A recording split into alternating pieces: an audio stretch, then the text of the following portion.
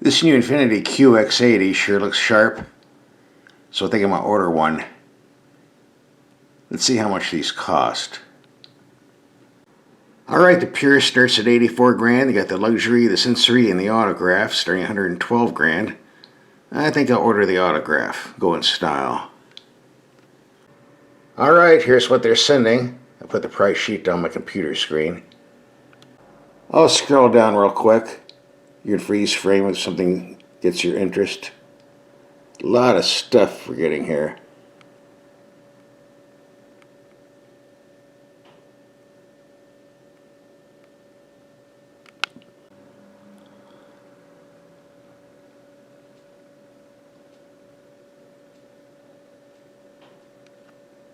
That's a fancy stereo system, 24 speakers. Bet it sounds good. At this price, you think everything would be standard, but nope, they have to add options, as always. But I think the most ridiculous one down here, they're charging us $695 for a paint job. Come on, guys. But an umbrella holder, $355. I'll bet you $50 there's no umbrella in there. And there's the total fee. No safety rating yet, but the weight of 6,500 pounds, I'm sure you're going to be safe enough. And I wanted to see what country this was made in, but all it says, Final Assembly Point, Los Angeles. Don't know what that means. And we'll talk about the fuel consumption a little bit later. Alright, here it is in the flesh, so to speak. Nice looking rig. Of course, we forked up the extra $700 for the paint, which adds a bit to the flavor. One of the first things we do when we get a vehicle is take the headlights out in the dark and see how they perform and do a night drive. We already did that video, posted on YouTube. It's a separate video. We'll have a link for that at the end of this video. So you're getting two videos for the price of one, free. And here's the rear view. Yep, it's tall and wide. I'm wondering if this will fit in some of the garages in these houses they're building nowadays. Could be a tight squeeze.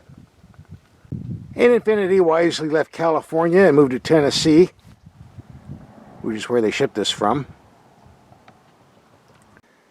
Another project we do, we get a vehicle to check and see what brand of tires they're issuing, because a lot of companies are putting cheap junkers on, off brands. So here we have Bridgestones. Nothing wrong with that. One word of warning on the autograph model, top of the line. They give you giant 22-inch wheels that look good, but as I've warned people before, once you get over 20 inches, the ride goes straight to hell. 21 inches are bad enough, 22, so yeah. Plus, if you're on the highway out in the middle of nowhere and get a flat, nobody's going to have a replacement tire unless you're in a very big city. Almost got a 3-day vacation because of that once when I lost a 22-incher. But when you're spending over 100 grand for a vehicle, some people want to see 22 inches, and that's what you're getting.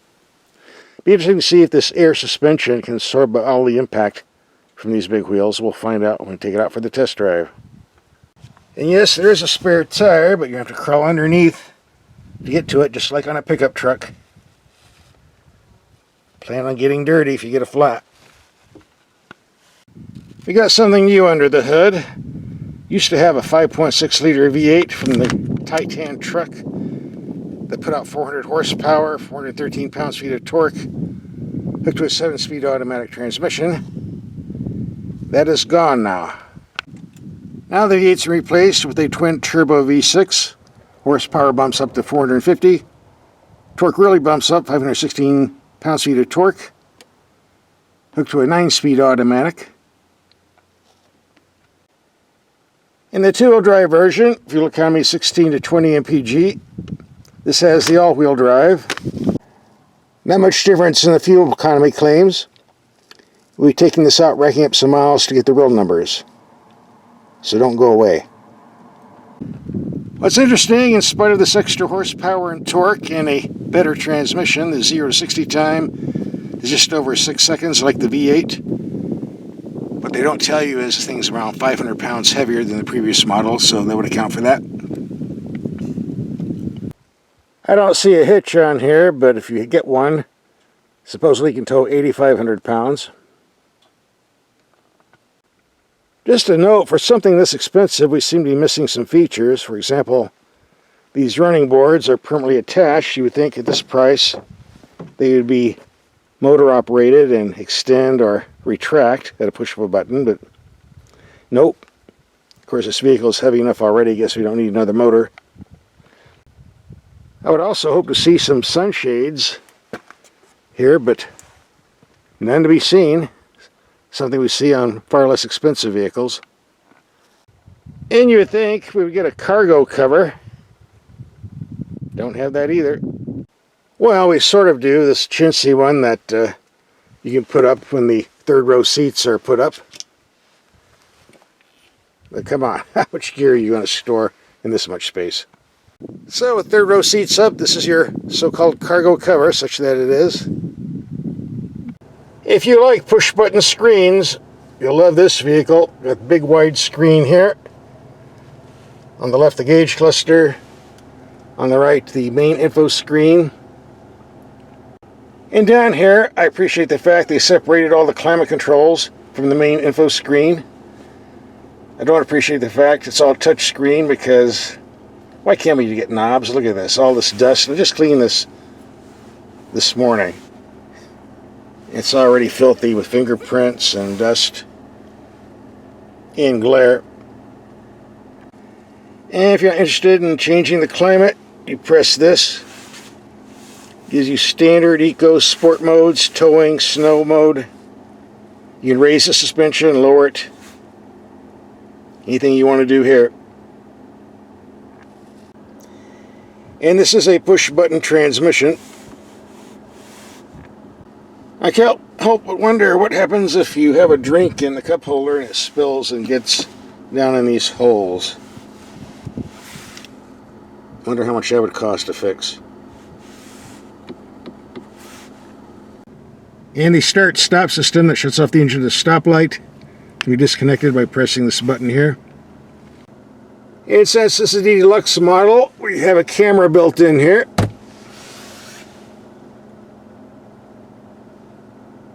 Got to pay extra for this. This vehicle has more programs than a space shuttle. You have a whole bunch on the screen. I'm not going to show you. Be here all day. And there's a jillion more on the gauge cluster too. It took me about 2 days to figure everything out.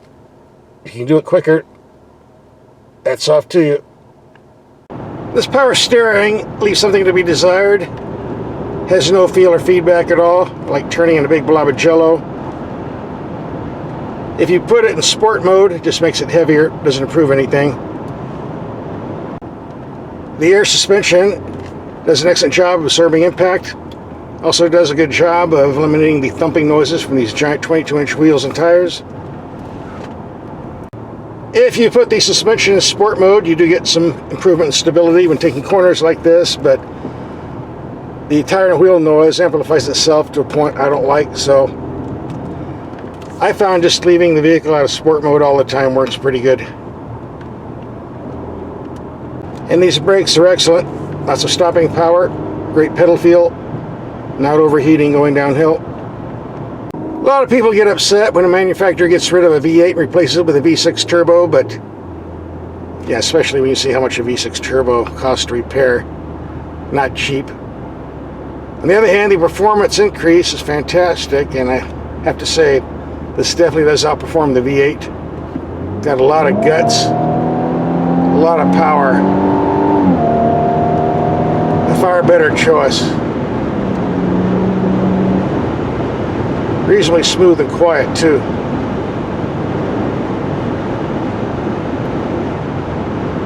I don't miss the V8. Trip 2, we did mixed commuting. Half expressway, half city, 32 miles per hour average and 30 miles, 17.5 mpg. Impressive for a big heavy vehicle like this. We're going to take a highway trip. Very windy out, about 20 miles per hour winds, don't know what direction, so Might be pushing in our favor, might be pushing against us. Got no choice, we'll just have to drive and see what happens. Well, EPA sticker says 19 mpg on the highway to get 22.1. I'm not complaining. Very impressive for a vehicle over 3 tons. So what's my take on this new Infiniti QX80 after a week of driving?